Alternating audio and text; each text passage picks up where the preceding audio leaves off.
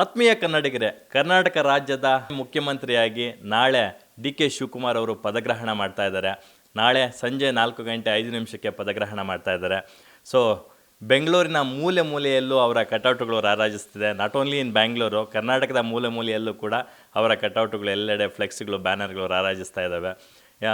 So ಈ ಸಂದರ್ಭದಲ್ಲಿ ಅವರಿಗೆ ತುಂಬ ಆತ್ಮೀಯರು ಯಾರೆಲ್ಲ ಇದ್ದಾರೆ ಅವ್ರನ್ನ ಮಾತನಾಡಿಸುವಂಥ ಒಂದು ಕಾರ್ಯ ನಾವು ಮಾಡ್ತಾ ಇದ್ದೀವಿ. ಸದ್ಯಕ್ಕೆ ನಮ್ಮ ಜೊತೆ ಸ್ಯಾಂಡ್ಲ್ವುಡ್ನ ಡೈನಾಮಿಕ್ ಹೀರೋ ದೇವರಾಜ್ ಅವರು ಇದ್ದಾರೆ. ಯಾಕಂದರೆ ದೇವರಾಜ್ ಸರ್ಗೂ ಡಿ.ಕೆ. ಶಿವಕುಮಾರ್ ಅವ್ರಿಗೂ ಒಂದೊಳ್ಳೆ ಬಾಂಧವ್ಯ ಇದೆ. ಅವರು ಒಟ್ಟಿಗೆ ಓದಿದ್ರು ಅಂತ ಕೆಲವು ಕಡೆ ಹೇಳ್ತಾರೆ. ಕಾಲೇಜ್ ಡೇಸ್ ಎಲ್ಲ ಹೇಗೆ, ಜೂನಿಯರು ಸೀನಿಯರ ಹೇಗೆ, ಅವರ ಒಡನಾಟ ಎಷ್ಟು ವರ್ಷದ್ದು, ಹೇಗೆ, ಎಲ್ಲದ್ರ ಬಗ್ಗೆ ಮಾತಾಡ್ಸೋಣ. ಸರ್ ಹೇಗಿದ್ದಾರೆ ಸರ್? Fine excellent.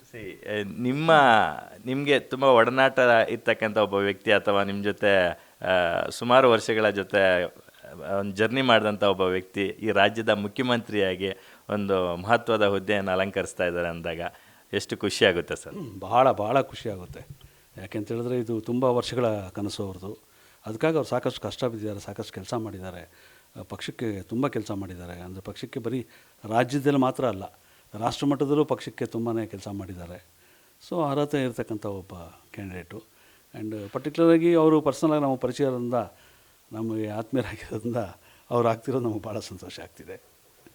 ಅವರ ರಾಜಕೀಯ ಕನಸು ಎಷ್ಟು ಮಹತ್ವದ್ದು ಅಂತ, ಯಾಕಂತಂದರೆ ತುಂಬ ಯಂಗ್ ಏಜಲ್ಲೇ ಅವರು ಎಲೆಕ್ಷನ್ಗೆ ಕಂಟೆಸ್ಟ್ ಮಾಡ್ತಾರೆ. ದೇವೇಗೌಡರ ವಿರುದ್ಧ ಒಂದು ಸರಿ ಸೋಲ್ತಾರೆ, ಮತ್ತು ಅದೇ ಸೋಲೆ ಗೆಲುವಿನ ಸೋಪಾನ ಅಂತಾರಲ್ಲ, ಆ ಥರ ಅದೇ ಕ್ಷೇತ್ರದಲ್ಲಿ ಮತ್ತೆ ಕಂಟೆಸ್ಟ್ ಮಾಡಿ ನೆಕ್ಸ್ಟ್ ಎಲೆಕ್ಷನಲ್ಲಿ ಗೆದ್ದು ತೋರಿಸ್ತಾರೆ MLA ಆಗಿ. ಆ ಛಲ ಅವ್ರು ಚಿಕ್ಕ ವಯಸ್ಸಲ್ಲೇ ಬಂದಿರತಕ್ಕಂಥವ್ರು. ಅವ್ರ ದೃಷ್ಟಿ ಫಿಕ್ಸ್ ಆಗಿದೆ. ನಾನು ಒಬ್ಬ ರಾಜಕೀಯ ನಾಯಕ ಆಗಬೇಕು, ಲೀಡ್ರ್ ಆಗಬೇಕು ಅನ್ನೋದು ಅವತ್ತೇ ಫಿಕ್ಸ್ ಆಗಿದೆ. ಅಷ್ಟು ವರ್ಷಗಳಿಂದ ಪ್ರಯಾಣ ಮಾಡ್ಕೊಂಡು ಬಂದು ಎಲ್ಲ ಹಂತಗಳಲ್ಲೂ ಏರುಪೇರುಗಳೆಲ್ಲ ನೋಡ್ಕೊಂಡು ಬಂದು ಇವತ್ತು ಅವರು ಮುಖ್ಯಮಂತ್ರಿ ಸ್ಥಾನ ತಲುಪ್ತಿದ್ದಾರೆ. ಸೊ ಅವ್ರ ಗುರಿನ ಒಂದು ಮಟ್ಟಕ್ಕೆ ಮುಟ್ಟಿದ್ದಾರೆ. ಗೊತ್ತಿಲ್ಲ, ಇನ್ನೂ ಗುರಿ ದೊಡ್ಡದಿರ್ಬೋದು, ಇನ್ನೂ ಮುಂದಕ್ಕೂ ಹೋಗ್ಬೋದು ಅವರು ಖಂಡಿತವಾಗಲು. ಇವತ್ತು ತಲುಪಿದ್ದಾರೆ, ಅದು ಭಾಳ ಸಂತೋಷ ಕೊಡ್ತಾಯಿದೆ ನಮಗೆ. ನನಗೆ ಅವರು ಅರ್ಲಿ ಡೇಸ್ ರಾಜಕೀಯದಲ್ಲಿ ಇದ್ದಾಗ ನಾನು ಅವ್ರಿಗೆ ಪರಿಚಯ ಆಗಿತ್ತು. ಆವಾಗ ಅವರು ಊರಿಗೆ ಕೆಲವು ಕಾರ್ಯಕ್ರಮಗಳೆಲ್ಲ ಮಾಡಿಕೊಟ್ಟಿದ್ದೆ. ಹೋಗಿ ಅವರ ಅರ್ಲಿ ಎಲೆಕ್ಷನ್ಸ್ ನಿಂತಾಗ ಹೋಗಿ ಕಾರ್ಯಕ್ರಮ ಮಾಡಿಕೊಟ್ಟಿದ್ದೆ. ಆವತ್ತಿಂದಲೂ ಇಬ್ಬರಲ್ಲೂ ಒಂದು ಪರಸ್ಪರ ಪ್ರೀತಿ, ಅಭಿಮಾನ, ಗೌರವ ಎಲ್ಲನೂ ಇದೆ. ಏನೇ ಒಂದು ವಿಷಯ ಆದರೂ ಅವರು ತಕ್ಷಣ ಸ್ಪಂದಿಸ್ತಾರೆ, ನಮಗೆ ಆತ್ಮೀಯವಾಗಿ ನೋಡ್ಕೋತಾರೆ ನಮ್ಮನ್ನು. ನಾವು ಅವ್ರ ಬಗ್ಗೆ ಅದೇ ಥರ ಅಭಿಮಾನ, ಪ್ರೀತಿನ ನಮ್ಮ ಇಡೀ ಕುಟುಂಬ ಇಟ್ಕೊಂಡಿದ್ದೇವೆ ಅವ್ರ ಮೇಲೆ. ಇನ್ಫ್ಯಾಕ್ಟ್ ಅವರು ಉಪಮುಖ್ಯಮಂತ್ರಿಗಳಾಗಿ ಅಧಿಕಾರ ಸ್ವೀಕಾರ ಮಾಡಿದ ನಂತರದ ದಿನಗಳಲ್ಲೂ ಕೂಡ ರೀಸೆಂಟಾಗಿ ನೀವು ಒಮ್ಮೆ ಸದಾಶಿವನಗರದ ಅವರ ನಿವಾಸಕ್ಕೆ ಹೋಗಿದ್ರಿ. ಅಲ್ಲಿ ತುಂಬ ಆಪ್ತವಾಗಿ ಸಮಾಲೋಚನೆ ನಡೆಸಿದ್ರಿ. ಆ ಫೋಟೋಸು, ವೀಡಿಯೋಸ್ ಎಲ್ಲ ವೈರಲ್ ಆಯಿತು. ಇದೇನೋ ಬೇರೆ ಇರ್ಬೋದಾ ಅಂತೆಲ್ಲ ಮಾತಾಡ್ತಿದ್ರು. ಹಾಗೇನಿಲ್ಲ, ನಾವು ಬಹಳ ದಿನಗಳ ಸ್ನೇಹಿತರು ಅಂತ ನೀವೇ ಸ್ಪಷ್ಟನೆ ಕೂಡ ಕೊಟ್ಟರಿ ಅದಕ್ಕೆ.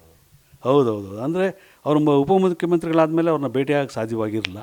ಆವತ್ತೊಂದು ದಿವಸ ಅವಕಾಶ ಸಿಕ್ತು. ಅಲ್ಲೆಲ್ಲ ಇದೆ, ಸರಿ ಇದಾರ ಮನೆಯಲ್ಲಿ ಅಂತ ಹೇಳಿದ್ರು. ಸೊ ಹೋಗಿ ಮಾತಾಡಿಸ್ಕೊಂಡು, ವಿಚಾರಿಸ್ಕೊಂಡು ಬಂದೆ ಅಷ್ಟೇ, ಬೇರೆ ಇನ್ನೇನು ವಿಷಯ ಇರಲಿಲ್ಲ ಅಲ್ಲಿ. ಅವತ್ತು ಇದೇ ಮಾತಾಡಿದ್ವಿ ನಾವು. ನಾನು ಹೇಳಿದೆ, ಆದಷ್ಟು ಬೇಗ ಆಗ್ತೀರಾ ಬಿಡಿ ಮುಖ್ಯಮಂತ್ರಿ ಅಂತ. ಅದಕ್ಕೆ ಅವರು ಎಲ್ಲಿ ದೇವಣ್ಣ 6 ಕೇಳ್ತಾ ಇಲ್ಲ, 3 ಇಳಿತಾ ಇಲ್ಲ ಅಂದರು. ಇವತ್ತು 6 ದಾಟಿ ಮುಂದಕ್ಕೆ ಹೋಗಿದ್ದಾರೆ ಅವರು.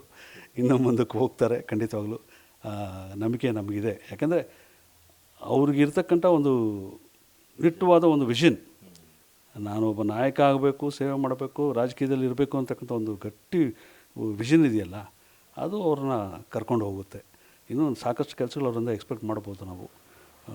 ಮಾಡ್ತಾರೆ. ರಾಜಕೀಯದಲ್ಲಿ ಅದು ಇದು ವ್ಯತ್ಯಾಸಗಳಿದ್ದೇ ಇರ್ತದೆ. ಒಂದು ಸರಿ, ಒಂದು ತಪ್ಪು, ಅದು ಇದು ಅಂತ ಎಲ್ಲ ದಾಟ್ಕೊಂಡು ಈ ಮಟ್ಟಿಗೆ ಬಂದಿದ್ದಾರೆ. ಇನ್ನೂ ಮುಂದಕ್ಕೂ ಹಾಗೆ ಸಾಕ್ತಾರೆ. ಅವ್ರು ಸಾಗಬೇಕು ಅಂತ ನಮ್ಮ ಬಯಕೆ, ಆರೈಕೆ, ಪ್ರಾರ್ಥನೆ ಎಲ್ಲ ಇದೆ.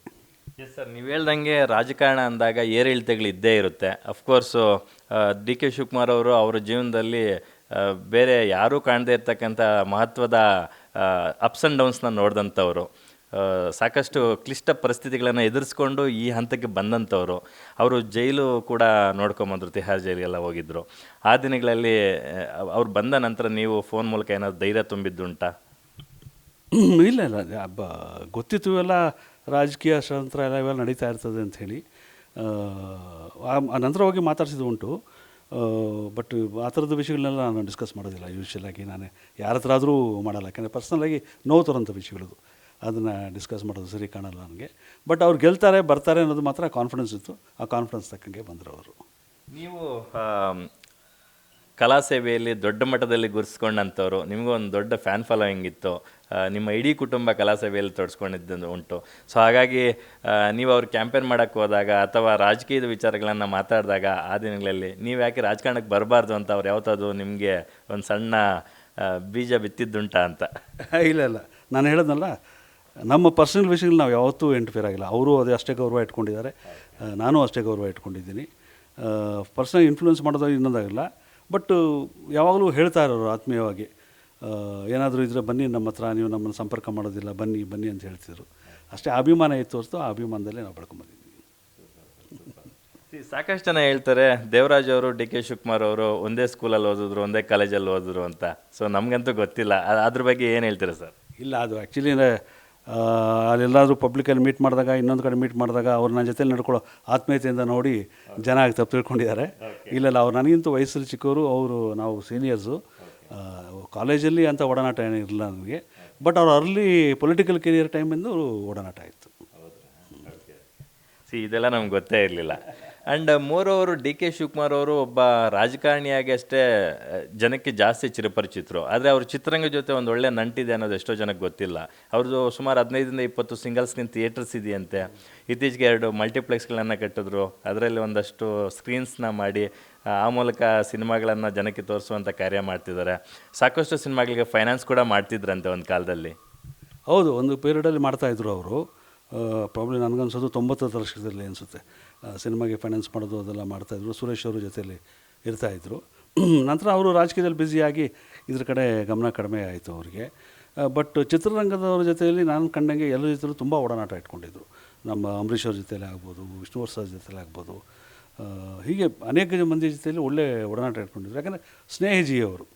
ಆಮೇಲೆ ಅದಕ್ಕಿಂತ ನನಗೆ ಅವ್ರ ಬಗ್ಗೆ ಹೆಮ್ಮೆ ಆಗೋದು, ರಾಜಕೀಯ ರಂಗಕ್ಕೆ ಬಂದ ಮೇಲೆ ಅವರು ವಿದ್ಯಾಭ್ಯಾಸದಲ್ಲಿ ಅವ್ರು ಬೆಳ್ಕೊಂಡಿದ್ದು, ತೊಡಗಿಸ್ಕೊಂಡಿದ್ದು. ಒಂದು ಸಲ ಮೈಸೂರಲ್ಲಿ ಒಬ್ಬರು ಗುರುಗಳಿದ್ದರು, ರವಿನಾರಾಯಣ್ ಅಂತ. ಅವ್ರ ಹತ್ರ ಇವರು ಜ್ಯೋತಿಷ್ಯ ಕಲಿತಾಯಿದ್ರು. ಆಗ ನಾನು ಹೇಳಿದೆ, ಏನು ಸರ್ ಇಂಟ್ರೆಸ್ಟ್ ಅಂತ, ಕಲ್ಯಾಣ ಎಲ್ಲ ಇದು ಗೊತ್ತಿರಬೇಕಲ್ಲ ಅಂಥೇಳಿ. ಆ ರೀತಿ ಅವರು ಎಲ್ಲ ನಾಲೆಡ್ಜು ಗೇನ್ ಮಾಡ್ಕೊಂಡು ಬಂದಿದ್ದಾರೆ. ನಾಲೆಜ್ ಇಲ್ದಿರೋ ವ್ಯಕ್ತಿ ಅಲ್ಲ ಅವರು. ಈ ರಾಜಕೀಯ ಬೆಳವಣಿಗೆ ಜೊತೆಯಲ್ಲಿ ಎಲ್ಲ ಥರದ್ದು ನಾಲೆಜನ್ನು ಗ್ಯಾದರ್ ಮಾಡ್ಕೊಂಡು ಬಂದಿದ್ದಾರೆ. ಸಾಕಷ್ಟು ಇಂಪ್ರೂವ್ ಆಗಿದ್ದಾರೆ. ಅವರು ಭಾಷೆಯಲ್ಲಾಗ್ಬೋದು, ಇನ್ನೊಂದಾಗ್ಬೋದು, ನಾಲೆಜಲ್ಲಾಗ್ಬೋದು, ಅವೇರ್ನೆಸ್ ಅಲ್ಲಾಗ್ಬೋದು, ಇನ್ಫಾರ್ಮೇಷನ್ ಎಲ್ಲದರಲ್ಲೂ ಭಾಳ ಇಂಪ್ರೂವ್ ಆಗಿದ್ದಾರೆ. ಅವರು ಮುಂಚೆ ಇದ್ದಿದ್ದಕ್ಕಿಂತ ತುಂಬ ಇಂಪ್ರೂವ್ ಆಗಿದ್ದಾರೆ ಈಗ. ಅವರು ಒಬ್ಬ ಸಕ್ಸಸ್ಫುಲ್ ಉದ್ಯಮಿ ಕೂಡ ಹೌದು.